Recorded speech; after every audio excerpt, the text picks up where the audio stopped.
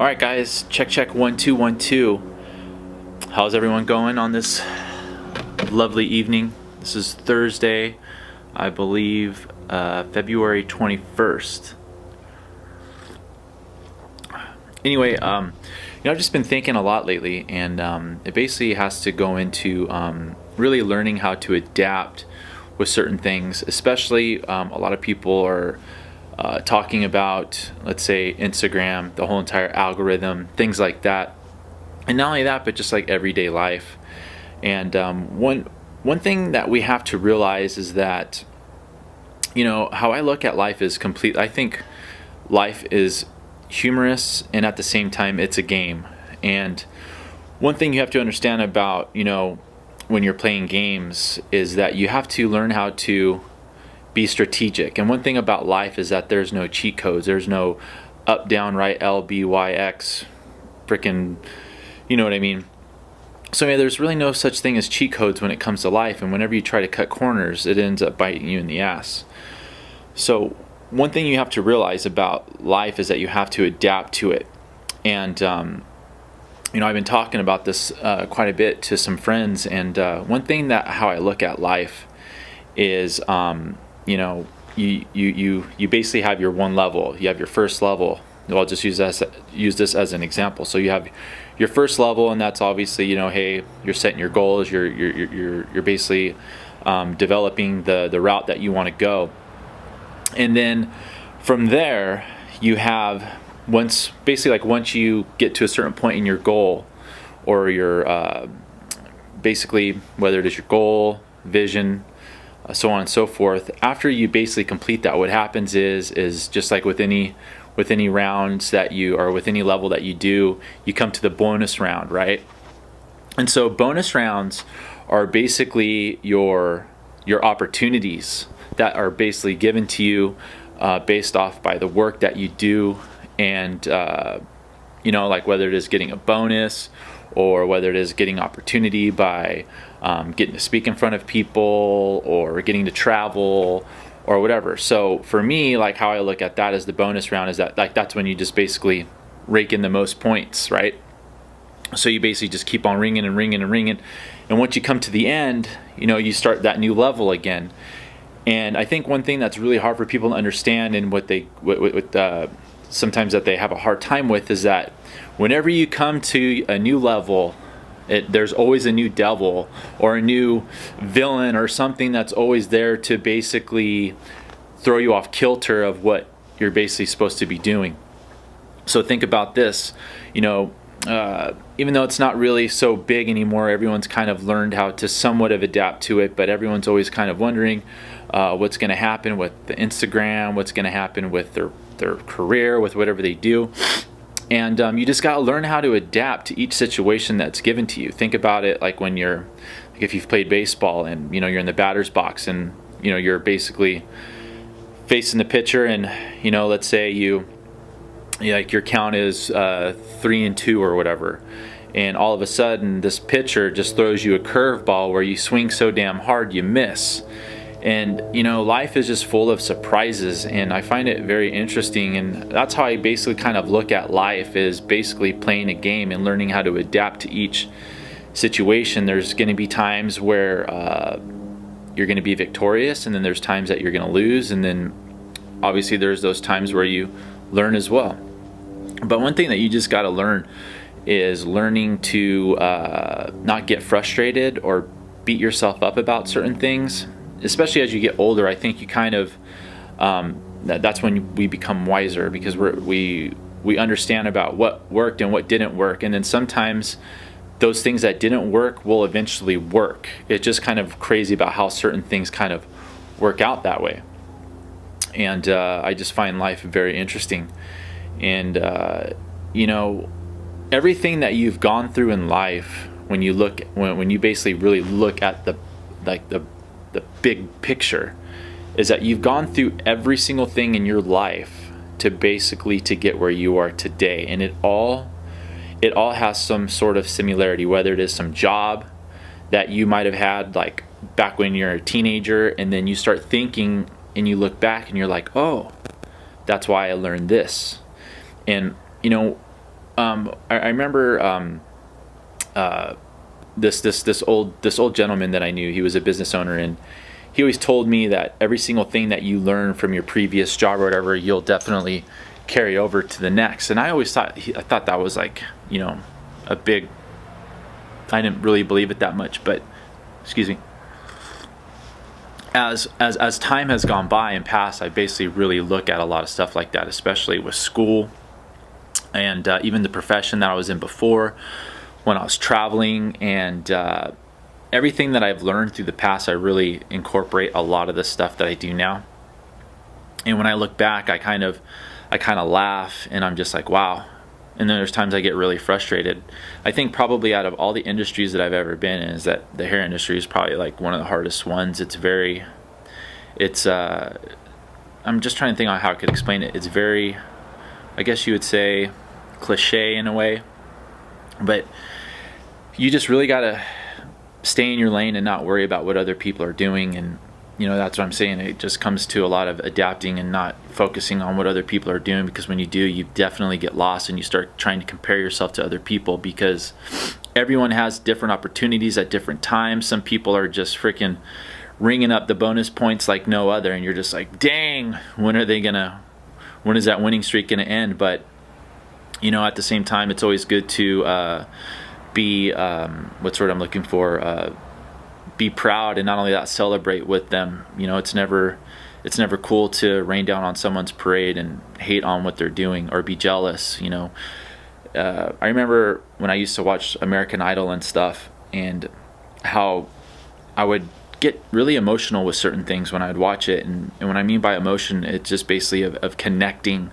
with that individual, of understanding, like, here it is, this is their time, they're putting everything on the line, and then when you see that they win and they just totally knock the song, like they just basically hit a home run, and it really hits to the core.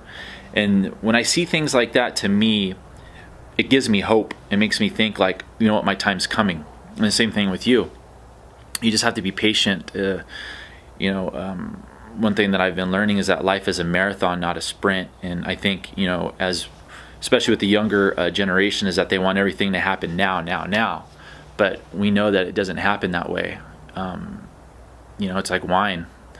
When you look at wine basically is at its best when it's been, aged for, within, couple years, 5 years, 6 years. But then after a certain point of time, it kind of loses its flavor over time. It starts becoming bitter, if it's not in the right temperature or anything like that. But overall, I just really wanted to share with you guys that whole entire view that I have when it comes to learning how to adapt to our situation, and not being scared about how every level has a new devil. It's like you always beat it, you come through. Sometimes you lose a bit, and it's just life. So just keep pressing forward. Don't worry about what other people are doing. Just focus on you. And once you focus on you, you'll really start seeing things change even better than what they're going now. And a lot of this is just speaking on myself, basically. I'm always surrounded by amazing people, and whenever I see a lot of them doing well, like I'm super stoked for them, and I'm so happy. But at the same time, I get very competitive to myself, and not only that, like I always think, hey, I could do a better job than that person. So for me, like I get like super competitive within my own self. A lot of people don't know this, but I just want to be better and try to work harder and figure out, like, kind of like strategize to what they're doing, and then try and adapt certain things to what they're doing, to what I'm doing, and then basically try and mold everything. Like I remember when I was bodyboarding and everything, and I was traveling, and even when I was younger, I'll actually just say this as when I was younger, when I was just starting to compete and everything, I remember about how many times I would watch so many bodyboarding videos and trying to learn about how, like, I'll just use certain examples. If you know them, cool. If not, it's all right. But there's people like Mike Stewart, There's Spencer Skipper and Jeff Hubbard and Brian Wise and Ryan Hardy. These were like guys that I looked up to, and they had like the best style. And when we're talking about style, they were so smooth and just so critical on how they were riding. Like, they were super technical riders, and I wanted to be like that. Like, Brian Wise was a super like powerful bodyboarder. He had like the sickest reverses that just had so much power, and he was known for, you know, charging really big waves.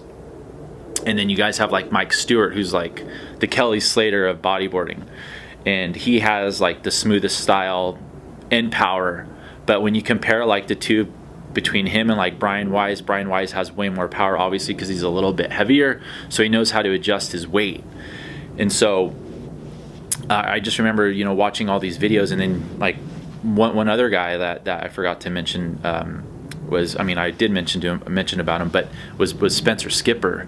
Spencer Skipper was like the Brian Wise and the Mike Stewart, and the guy had like the sickest inverts, which are like airs, and he would just pop the sickest air reverses. And then when you get Ryan Hardy in the mix, Ryan Hardy is like the most technical and the most style master when it comes to bodyboarding, at least for me.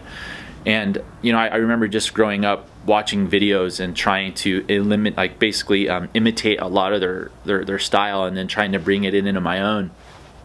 And so over time, you know, people started saying like, man, you know, you kind of remind me of such and such when we see you ride. And I was just like, what, really? And so when people, you know, start seeing that, it kind of makes you think about all the hard work, all the training. And like, I just remember countless times of how much I'd be in the water, and I would constantly practice, you know, a certain maneuver until I got it right. It's the same exact thing with like skating. When you look at skating, you got all the skaters that sit there and they'll do like the same trick like 100 times before they land it.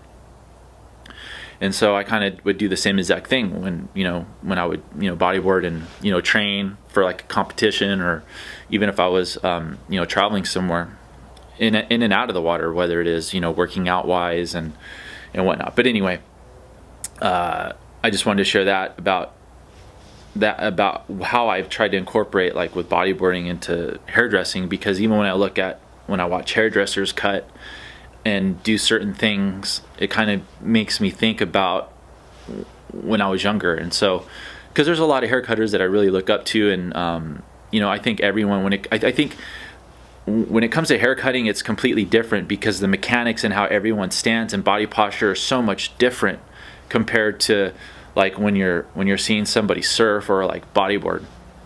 I think there's just way I think there's a little bit more of a uniqueness when it comes to hair cutting and stuff like that, just because of you know, how people stand, and there's, like I mentioned, their posture and stuff like that. And certain things kind of have the same exact relation into bodyboarding, you know, whether it is by how you ride, how you arch your back, how high are you on the board, how low are you on the board, if you know, when you're bottom turning, are you grabbing your roll, or are you having a flat hand?